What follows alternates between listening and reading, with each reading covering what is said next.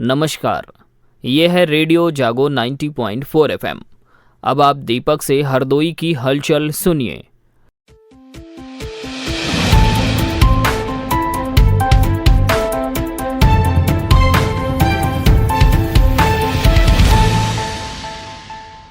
मुख्यमंत्री योगी आदित्यनाथ ने नैमिषारण्य धाम एवं उसके निकट के पर्यटन स्थलों के जीर्णोद्धार, नवनिर्माण और सौंदर्यीकरण परियोजनाओं की समीक्षा करते हुए समय सीमा में पूरा करने से संबंधित अधिकारियों को दिशा निर्देश दिए हैं। नैमिष की 84 कोस परिक्रमा हरदोई जिले में कई पड़ावों से होकर गुजरती है। इससे हरदोई के लोगों में भी जनपद के यात्रा स्थलों और पौराणिक केंद्रों के विकास की आस जगी है। आइए सुनते हैं महेश मिश्र की रिपोर्ट। रेडियो जागो 90.4 FM से मैं महेश मिश्र। तीर्थवर नैमिष विख्याता श्री रामचरितमानस की यह चौपाई जनमानस में गोमती तट पर स्थित चक्रतीर्थ के सतत जल स्रोत और ऋषि मुनियों की तपस्थली के रूप में नैमिषारण्य की श्रद्धा एवं महत्ता को दर्शाती है। इससे सटे हरदोई तहसील के गांव डही से पौराणिक काल के देहदानी ऋषि दधीच का भी जुड़ाव रहा है।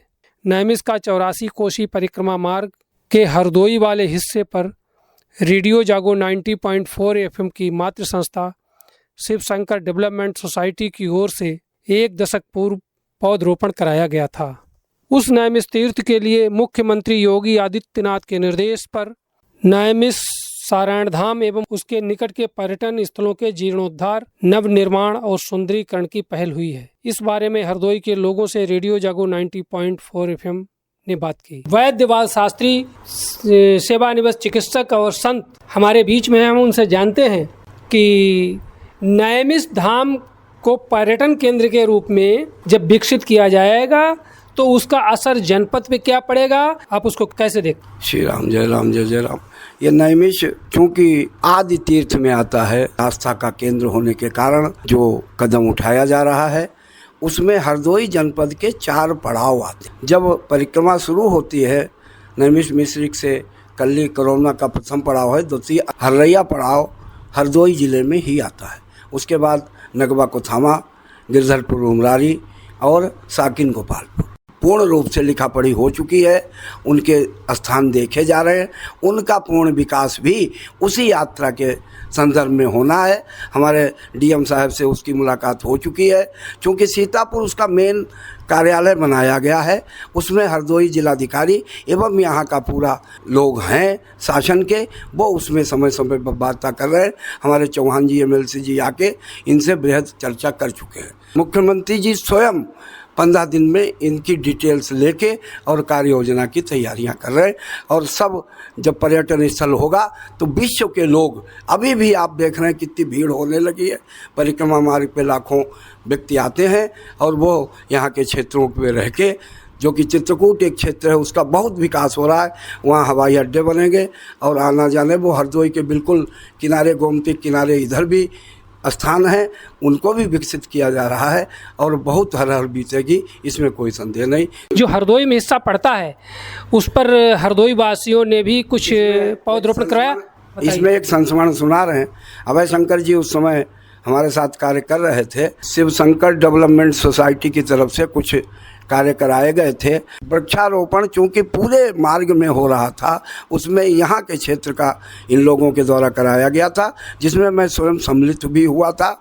और पूरा काले आम की बगिया में बहुत बड़ा कार्यक्रम भी आयोजित हुआ था, जिसमें जिलाधिकारी और मंत्री लोग भी आए थे। यह पर्यावरण संरक्षण जो कि अब बहुत ही इस समय वृक्षारोपण की आवश्यकता है। अब उसमें बहुत से वृक्ष 10 साल 12 साल के हो गए हैं, वृक्षों में फल भी आ रहे हैं। जामुन, पीपल, बरगद, कटहल, नीम आदि के वृक्षों का पौधारोपण होता है, जो कि हितकर पक्षियों के लिए भी है और उससे पब्लिक को भी लाभ होता है। और उन वृक्षों को उनके खेतों वालों को मालिकाना हक भी दे दिया गया था। यह हमारे जिलाधिकारी महोदय ने विशेष अनुज्ञा पत्र जारी किया था। और ओह मार्गीकरण, चौड़ाकरण हो रहा है, उस पर भी विकास कार्य हो रहा है। जितने भी परिक्रमा स्थल हैं उनमें निवास के लिए बड़े बड़े भवन बन चुके हैं। वहाँ पब्लिक को रोकने की जगहों की पूर्ण विकास हो रहा है। आपके कार्याम बगिया के आगे से पूरा विकास होगा। धन्यवाद। पड़ाव उमरारी है उसके ठीक पड़ोस में झरुइया के रहने वाले और सामाजिक कार्यकर्ता अनिल कुमार सिंह मेरे बीच में हैं। हम उनसे जानते हैं कि नैमिषारण्य जब विकसित होगा उसका हरदोई पे क्या प्रभाव पड़ेगा। माननीय मुख्यमंत्री जी की जो मंशा है 84 कोसी परिक्रमा मार्ग जो है उसको पूरा पक्का करने का, और नैमिषारण्य जो क्षेत्र है उसके आसपास धार्मिक स्थल पड़ते हैं उनको सबको विकसित करने का है।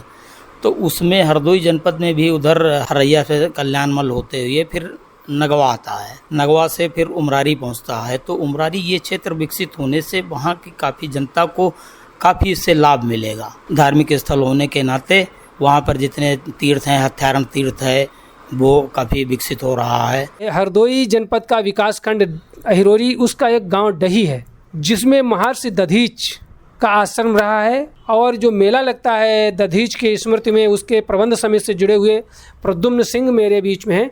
हम प्रद्युम्न सिंह से जानते हैं कि डही के पौराणिक मान्यता के अनुसार उसकी क्या पहचान है और वर्तमान में वहाँ पर शासन की ओर से क्या किया जा रहा है। और शासन स्तर से 2 बार बजट मिल चुका है। यहाँ उस बजट में क्या विकास कार्य हुए?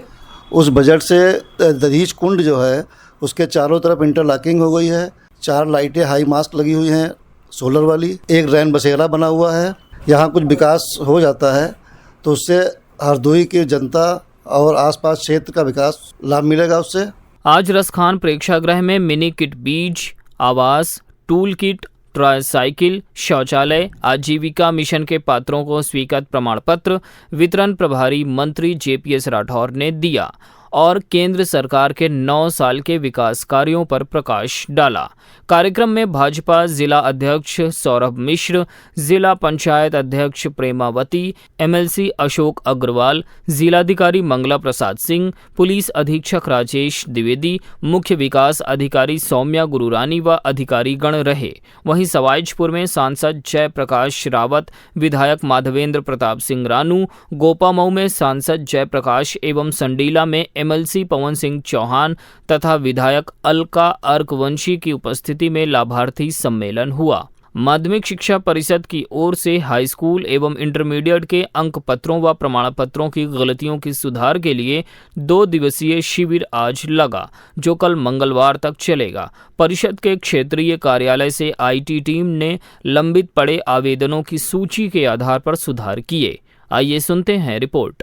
आज माध्यमिक शिक्षा परिषद की ओर से हाई स्कूल और इंटरमीडिएट के छात्रों के जो प्रमाण पत्र थे शैक्षिक, उनमें सुधार करने के लिए जो इलाहाबाद से टीम आई थी, क्षेत्रीय कार्यालय के सचिव दीपचंद जी से हम बात करते हैं कि कितने बच्चों का सुधार हुआ, क्या ऐसे कार्यक्रम पहले भी आयोजित किए गए, पहली बार किया जा रहा है? जी, ये कार्यक्रम पहली बार किया जा रहा है। हमारे इंटर में 252 पेंडिंग केसेस थे, लंबित प्रकरण, जिसमें 30 कंप्लीट हुए।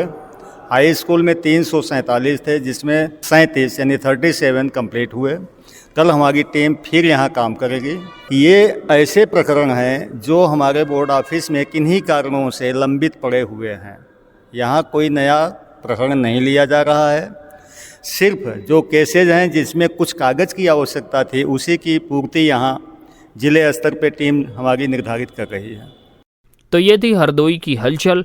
आप सुनते रहिए रेडियो जागो 90.4 FM।